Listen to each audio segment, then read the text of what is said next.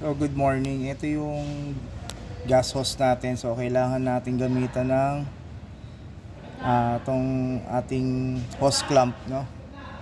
So mapapansin po natin dito sa harapan ng Chinese wok is meron nakalagay na gas pipe. So meaning nasa may ilalim lang po niyan yung gas pipe. So dito natin siya ikakabit. Ayan.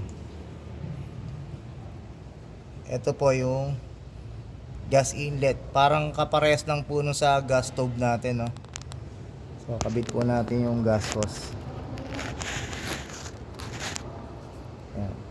Meron po tayong hose clamp na tinatawag. So kabit natin.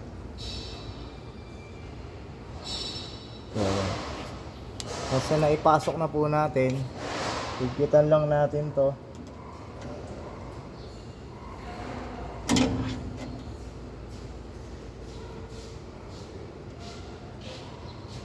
Ayan. Yan na po yung gas hose natin. Ito na yung gas inlet. So ito yung Chinese wok. Ayan po. Gas pipe po, gas pipe. And then sa tubig naman po, mapapansin natin to, water pipe. Nasa ilalim lang po yan. So kailangan po natin gumamit ng flexible hose. So may gasket po dapat yan, 1/2. So ito na po agad yun, yung gas pipe po niya. Ayan. So magkaiba po yung nguso niya. 1/2 yung sa water pipe natin. Ayan lang po. Ayan, water pipe.